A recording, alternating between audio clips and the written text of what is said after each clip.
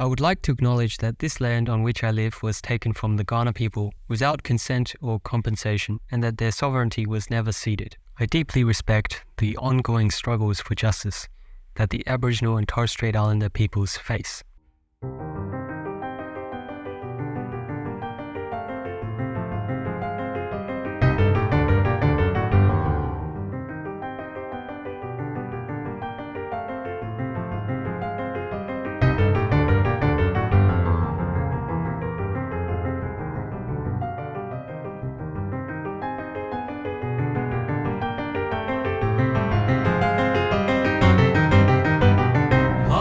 Podcasts 2023 Australian Indigenous Voice Referendum bonus episode.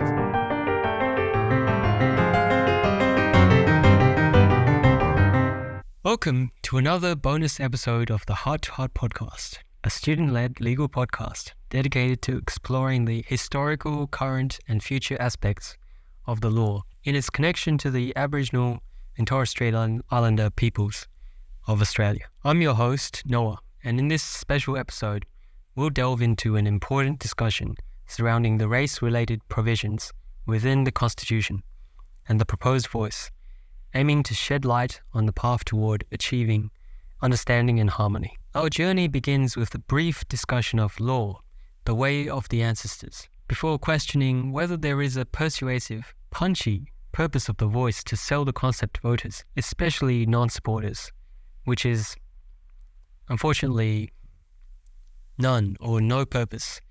It is so powerless, this voice. It is basically Parliament's pet. It can change nothing that matters.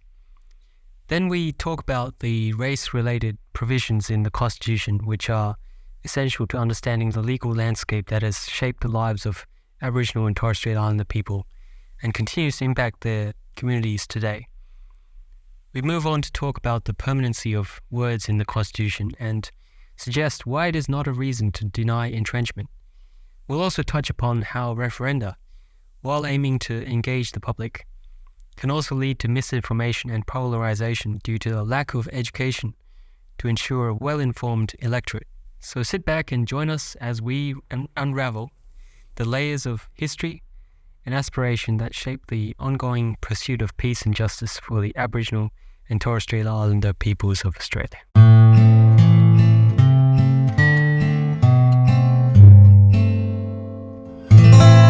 Today, I am very grateful to have Professor Asmi Wood as our guest.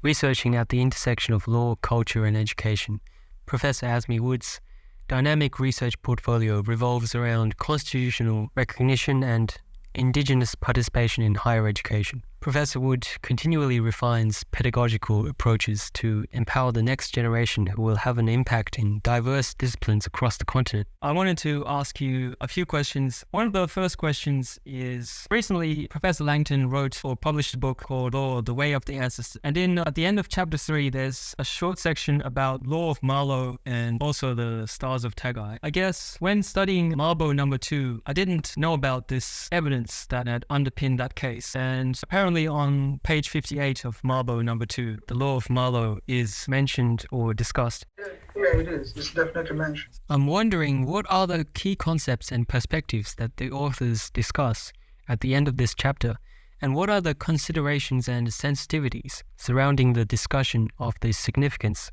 of Indigenous laws? So I guess I wanted to ask generally about perhaps how you understand this law. Well, I'd like to acknowledge that I'm on the lands of the Ngunnawal and Ngambri people in what's called Canberra now. One of the things that the authors have said in their introduction, I think Aaron Corn wrote this chapter, if I remember correctly, and that is that they would only use what was publicly available of Indigenous laws, including Torres Strait Islander the laws. And this issue of discussing Indigenous laws is a really sensitive issue. Yes. A lot of these issues are not meant to be actually talked about or written about. And I know what they have written in the chapter. I'm just looking at it at the moment. I just opened it up to the page. I think they talk about it from a very physical sense, even though the law is much more holistic in Indigenous kind of normative system. I think what they're doing here, or what they're talking about in that chapter, is about the use of the stars in a more instrumental kind of way for navigation. So they have this picture of the different constellations and how it points. So the four winds is one approach to navigation, and the stars at night were a different approach to navigation. And this is more about the laws which the constellations don't really change or change very slowly, which people use as a fixed position in their lives or fixed element in their life to help them to navigate thousands of square miles of ocean. So yeah, that's where it comes from, and that was, I guess, the most useful part of it. I think the Akiba decision talks about these issues a little bit more from a contractual point of view, but certainly the Murray Island or the Margot case certainly refers to the legal and spiritual traditions of the people of Murray Mount. While thinking about this, I was reminded of Wittgenstein's popular Tractatus proposition, number 7, which is, what we cannot speak about, we must pass over in silence. I acknowledge that these issues are complex and require thoughtful consideration, where a holistic, respectful, and comprehensive understanding of law cannot be achieved. Our approach to discussing these matters should be to pass over in silence. There are the limitations of expressing, at least using English words and concepts, more than the basics like navigation, constellations, and orientation. But I guess another point I felt deeply is that legal cases such as the Akiba decision and the Marble No. 2 case exemplify the failure of Western legal systems to comprehend the various ways of the ancestors as they should have been comprehended. For example, somehow various rights, relationships, or obligations only get to be subordinate or inferior rights, whether under the Western legal system or under the Western native title system. So there are structural flaws because the legal systems fundamentally view things differently and cannot engage in a dialogue. I really wanted to talk about this to build upon discussions from our previous episode on the Uluru Statement's vision of reconciliation through legal pluralism. In that episode, we delved deep into the concept of how a holistic approach to law often involves considerations of balance and consistency between different systems of law, and how these approaches, which seem new to many now, are in fact very ancient. It was a powerful conversation that illuminated the profound significance of the Australian legal framework intersecting with ancient and enduring legal systems. I guess a lot of people have different ways of trying to explain the purpose of the voice. For example, I heard Professor Langton perhaps mention that the voice would counterbalance or sort of indirectly, at least it could be a different way of saying monitoring the use of the race power and the territory's power. Or some, obviously, others would talk about better policies and laws, solving problems faster, or as a starting point to treaties, or as a way of ensuring self-determination, a permanent safeguard, higher visibility, and other. There's a lot, but I guess I wanted to ask you if there is any particular way of explaining the purpose of the voice that is perhaps more persuasive than others, or are they all equally important? A quick explainer on the race power might be in order.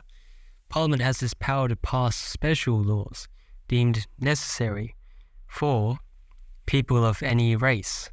The laws might control or protect, and by the word special, it has to operate differently for that race or be a benefit. The word race is a cultural construct designating people of common descent or origin. The term necessary suggests that Parliament decides whether a race needs the law. What is your perspective on the presence and impact of the race power in the Constitution, and why do you believe it should be removed, and how has its historical context evolved into its present significance? Well, many people, including Indigenous people, would wish that it can do a lot of things. Definitely. I mean, we want the race power. Well, I don't want the race power in the Constitution at all, to be honest. It shouldn't be there. I don't know why it is. It's a historical thing meant to regulate people other than Aboriginal natives, as the Constitution said, but now it has become a power to regulate only Aboriginal natives, and no other races are regulated under that power. So to me, that it's just an anachronistic part of the Constitution that shouldn't be there. It gives Parliament a huge amount of power. It doesn't have to use this power, but it has, and it will keep using it as long as it is present. The race power seems to be a major reason why the voice came about after a lot of ideas, debates, discussions and consultations. Leaving the race power in the Constitution is to allow disadvantage and discrimination to persist. If we can't get rid of it, then at least we can try and temper it using the voice to go some way to achieving practical racial equality. What are the capabilities and limitations of the voice? And how do you see its role in influencing the creation of more effective, informed legislation and policy decisions impacting Aboriginal and Torres Strait Islander people? The voice, I think there are many aspirational views and hopes as to what it can and can't achieve. But I think at the end of the day, it is Parliament who set it out. And all they said it can do is to make representations on matters touching on Aboriginal and Torres Strait Islander people. That's all it can do. If it goes beyond that, it would be exceeding the powers at this point anyway that Parliament has given to it. So it's a pretty weak, if it's a right, it's a pretty weak right. It can do as much as Parliament would allow it to do and the people would allow it to do. And I hope that its scope will in time be used better to improve the lives of everybody. But there is no legal requirement on Parliament to allow anything more than to allow it to make representations. And depending on which party or which side of politics is in power, it may be used a bit more or less wisely, but that is the gift of that Parliament. It has very little to do with what Indigenous people want. If the racist power is used inappropriately, all we can say is it's being used inappropriately. And I'm not, from that point of view, I don't know why all these highly paid politicians and supposedly very clever people need somebody else to tell them that. They should know it without anybody telling them. So to me, it's just, just reminding them that they should use their conscience a little bit more, I guess. That is the power of the voice. But I think in a more realistic and pragmatic way, every bit of legislation that comes to or that Parliament puts out there, Aboriginal people and Torres Strait Islander people will have very specific concerns or knowledge that they can help to perhaps make the law a bit better to operate, better to function. It's not meant to reduce costs, but I'm sure that it will reduce costs because there's so much wastage because people in Brisbane or Melbourne or Canberra are making laws for people they know very little about. So they do make an awful lot of mistakes, and both sides of politics, including the Liberal Party. I think one of the ministers in charge of, I think maybe Indigenous affairs, I'm not sure which portfolio, he said, we've been trying to do things for the last 10 years and we never seem to have got anything right. How much money did they spend in not getting anything right? Nobody tells you. What are the human impacts of them not getting it right? And what do? They say, well, we don't want a voice. The people who will be the very beneficiaries of the legislation or the measures that they're putting forward are not allowed to speak on it. Well, I mean, in effect, that's what they're doing by killing the voice. Indeed. So I think it can do what it can do as it's set out in the legislation. And clearly, if that's the limit, then that's the legal limit of what it can do. But if people employ the knowledge and the services of the people who are on these bodies to improve the measures that they're producing and doing it at a lower cost, that's the benefit to the majority. And the benefit to Indigenous people is that maybe for a change, there'll be something that works. So what's in the legislation, I guess, is where that's where we need to start. It is really unremarkable, and there's been a lot of puffery to exaggerate the voice. We're kind of helping with deflating the debate. It's a really powerful reminder that the more the yes supporters explain hopeful reasons and serious purposes for the voice, the more no supporters are irritated by they're missing out on the exaggerated benefits. So the reality has to be the most persuasive reason. Legislation will establish the voice, which when viewed in the legal and historical context is pretty much the same as if it doesn't exist. Is there a sound basis for rejecting something that can't support such rejections? Are there genuine concerns that are capable of supporting rejection of the voice when everything is weighed up? There are too many reasons against so little risk that stuff goes wrong. But if those reasons in support of the voice are equivalent to nothing, given that the legislation is everything, what is there to reject? There's nothing, even if there's something. And nothing will change even if some words and processes are added or changed. So what is there to reject?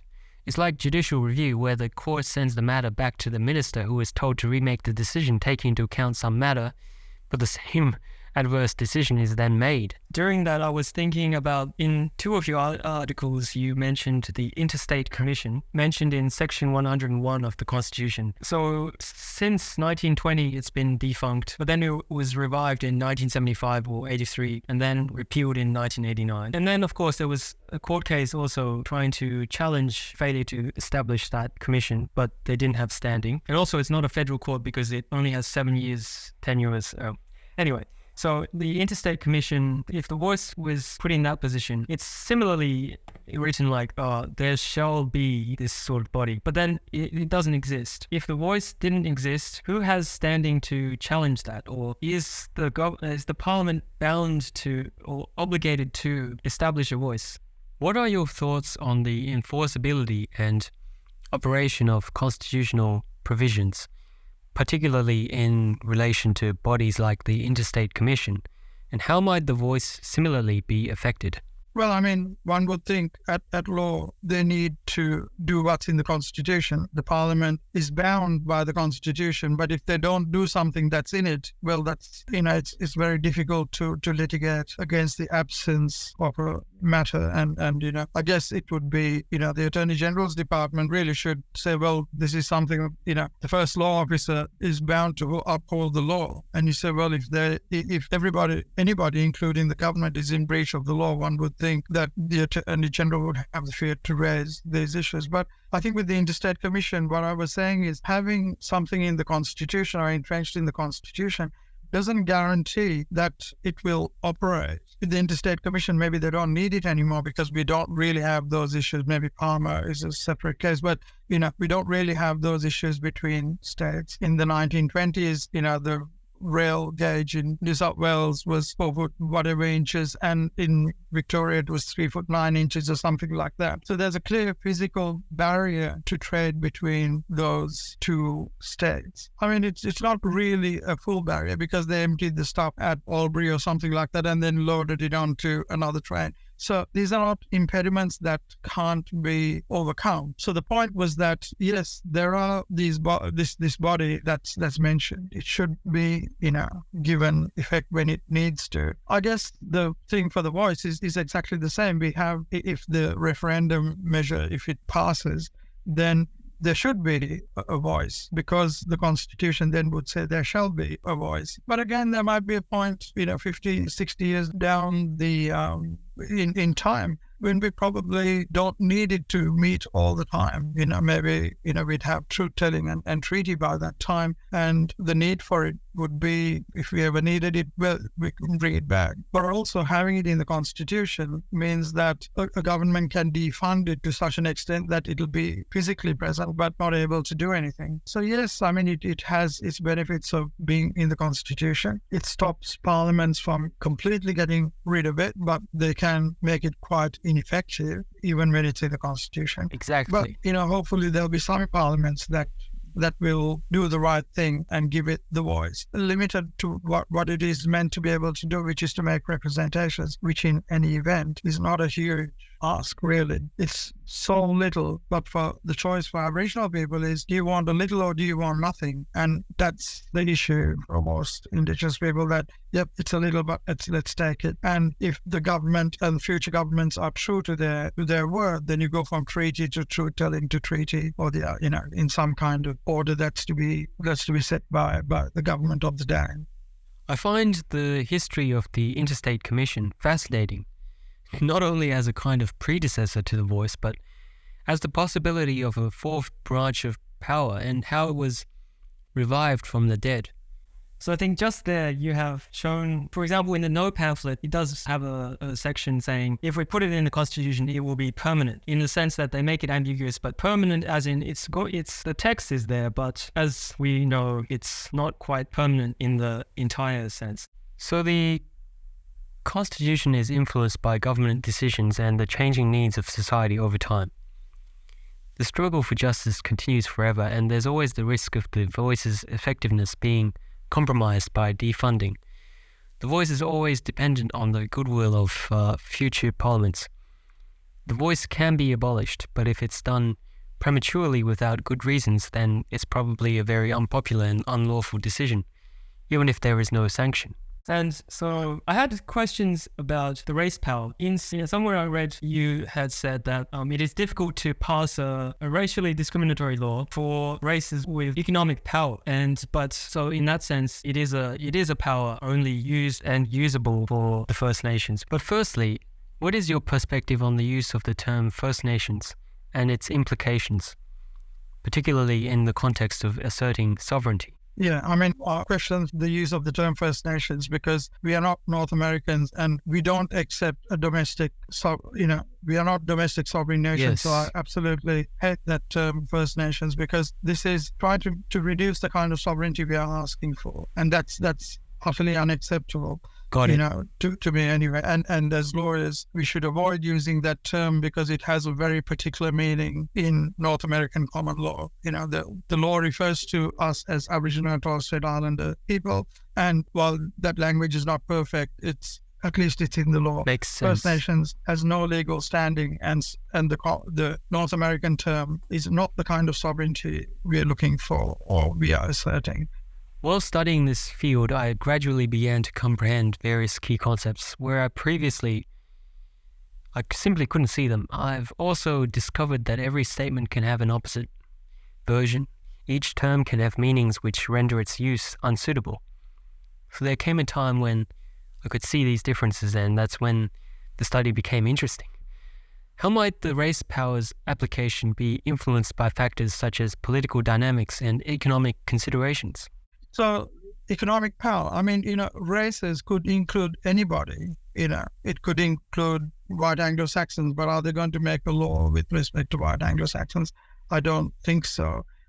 Clearly the founders said it wasn't meant to cover white Anglo-Saxon races or Anglo-Celtic or Northern European races. But the word race itself clearly doesn't exclude that possibility. But I don't think it was ever going to be used to discriminate against them or to exclude them. It was meant to operate on inferior colored races like the Afghans. And they also said the Chinese. But when they tried to use Section 25 in Victoria, because the Chinese were strong and a powerful minority, and there were economic sanctions against the state if it did apply that, they didn't use it. So, but yet when it came to the Northern Territory intervention, something based on a lie, an absolute lie that somebody said on television, saying that Aboriginal children were being abused, and later admitted that it was a lie, yet Parliament was able to pass these laws and very few people stood up against it. Certainly not the two major parties. They all supported it because we have become a political wedge for other people. So yeah, I think the racist power will not be used against powerful races, even though theoretically it could be.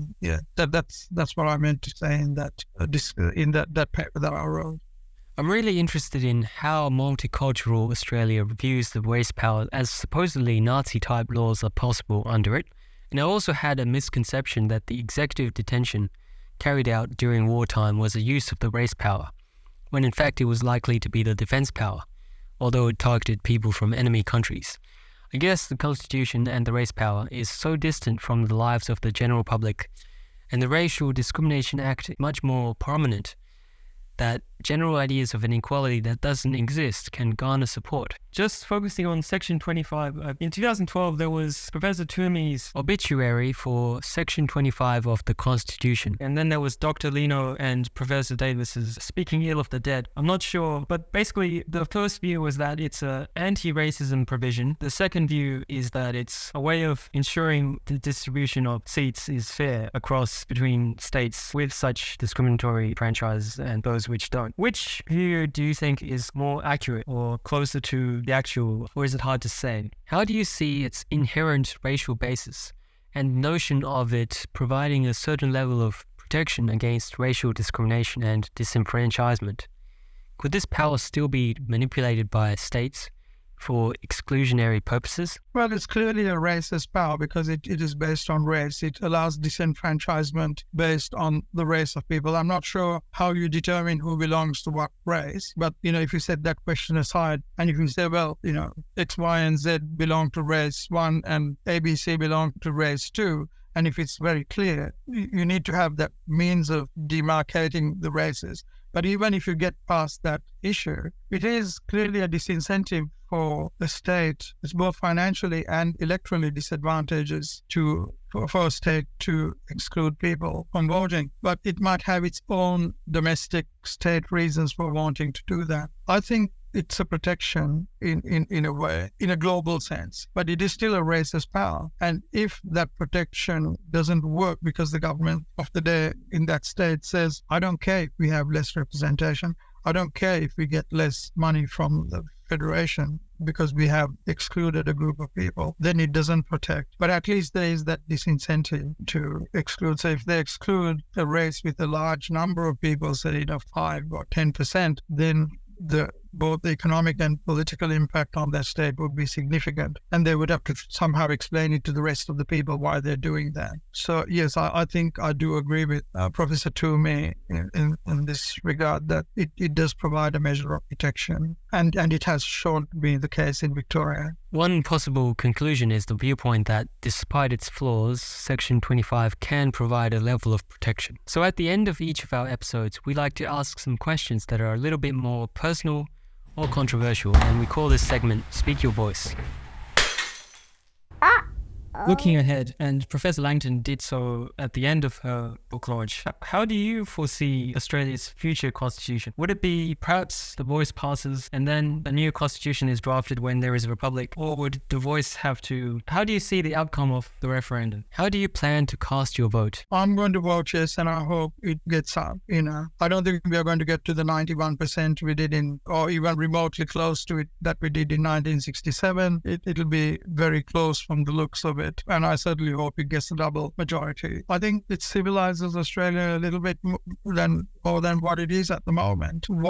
How the Constitution has to be corrected and amended. I guess that's what the majority for 3% of the population. It is largely, theoretically anyway, an oppressive document. In practice, because there are many good people like the university I work in, has put in, our Vice Chancellor, Professor Schmidt, has set up a $50 million scholarship account to, and it'll get to that point where we have scholarships for Indigenous kids from remote areas to not just pay for them to study, but to live in an expensive city like Canberra and to help them to travel back and forth. So it looks at an Indigenous-specific scholarship that will enable us to get through. In University of Melbourne, people like Professor Langton, in QUT before when Professor Ellen Morton-Robinson was there, these are really smart people doing really good things in the long term. They're not looking for other people's charity. They're looking to get Aboriginal and Torres Strait Islander people to the point of self-determination. And I guess that's what we hope that treaty will get us to. And the voice is the first step in that 1,000-mile journey, as they say. At the end of one of your articles, you mentioned that people could treat this as their own 1967 moment. How would you define the 1967 moment? What does it feel like? Or what is it? What were the general sentiments and hopes around the 1967 referendum? And how have the outcomes compared to those hopes, especially in terms of addressing the gaps and inequalities that persist today? Also, how do you perceive the potential role of the proposed voice in shedding light on Indigenous issues and fostering change in the relationship with government, even if the outcomes might not be guaranteed? I don't remember that. I was, far too young to have more than fleeting memories of what happened in 1967. But from the voting patterns, you can see that most people thought that it was about Aboriginal equality and they voted on it. Clearly, the political Sir Robert Menzies, for example, said this is not a good idea because you're extending power from the states to now include the Commonwealth. And this means that the Commonwealth can oppress you. And the Northern Territory intervention, I guess, is an example of that. The Hindmarsh Island Bridge legislation is an example where, parliaments can override Aboriginal interests. But I guess there was an innocence and a hope that, after 67 years of federation at that point, that Aboriginal people had been treated badly, and this would be a new page where,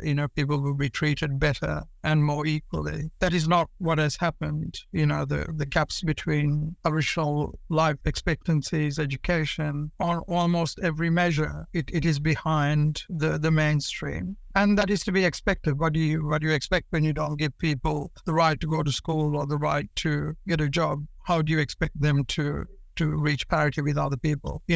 It's that old biblical saying that Moses was expected to make bricks without straw, and that's what really they want us to do. And when things go wrong, they do blame Aboriginal people for the shortcomings of the majority. The Voice, I guess, will help to highlight some of those things to Parliament, and one can only hope that it won't fall on deaf ears. At least nobody would be able to say these issues were not raised with us directly. So if 1967 was a measure of hope, 2023 would be a measure of giving voice to that hope in a practical kind of one. In another article jointly authored, you said the law is important, but it has limited ability to repair complex things. So in some way, the view or the will of the people is more important as it is expressed through truly beneficial policy. Is like a referendum a good way to somehow increase understanding and perhaps change the will in a better, improve that general view held by general people? What is your perspective on the use of referenda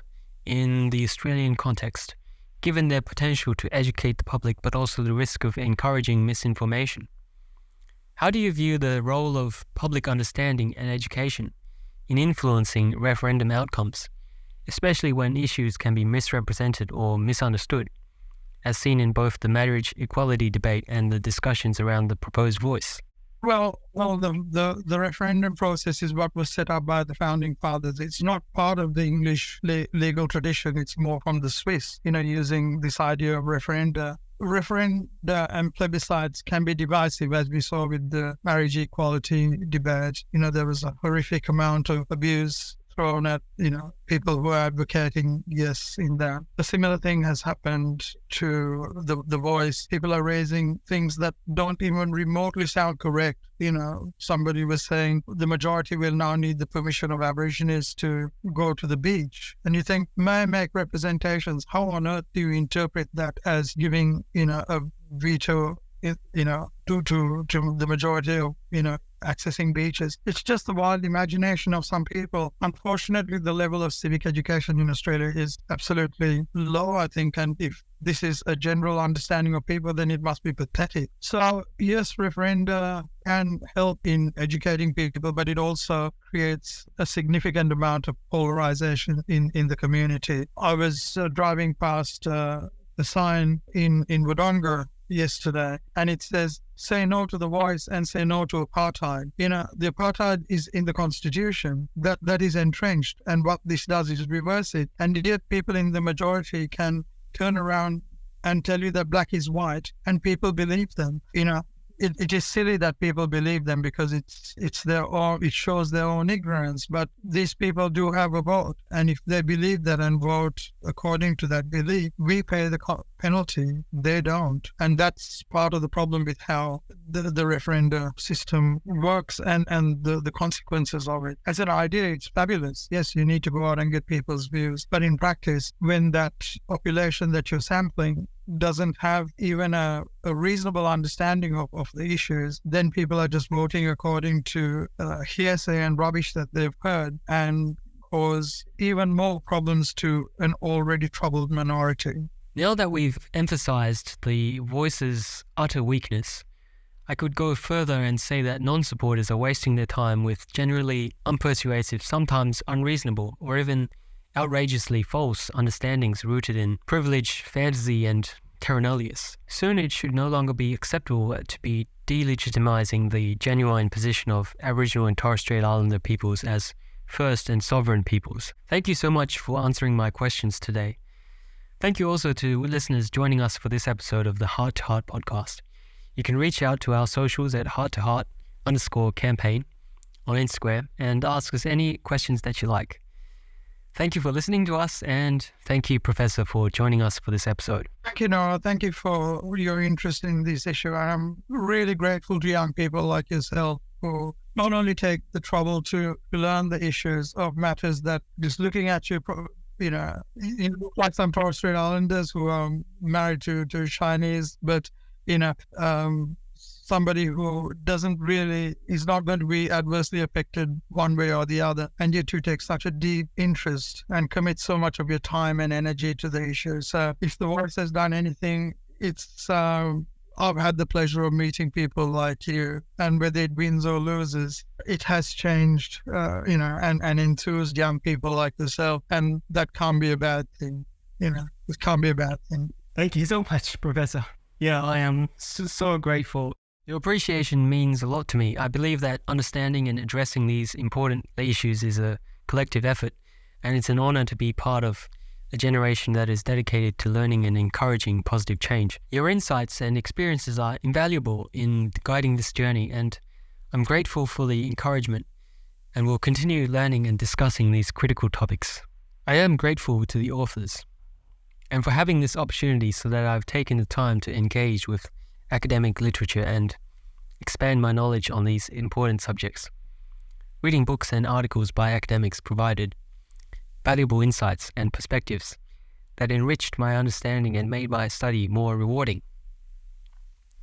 I found continuous learning essential to fostering a deeper comprehension of complex issues. Okay, Noah, thank you very much for your time and effort, and I hope I get to meet you in person sometime. Ah, yes. I look forward to that day. I truly appreciate your kind words. It would be a pleasure to meet you in person as well. Thank you. Take care. Thank you. Take care. Bye. Bye-bye.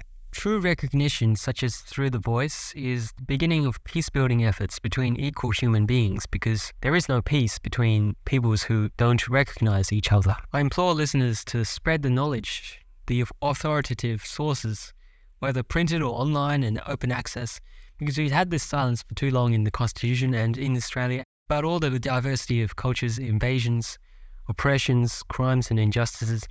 Look domestically before looking internationally, and it should be easier to act collectively to correct injustices, because responsibility is stretched very thinly and distributed across so many countless people.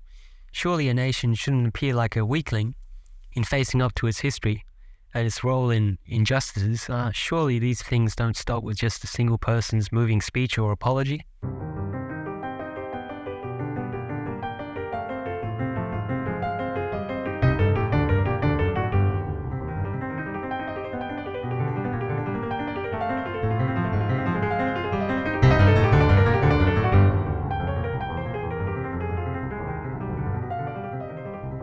Keep talking about the Voice.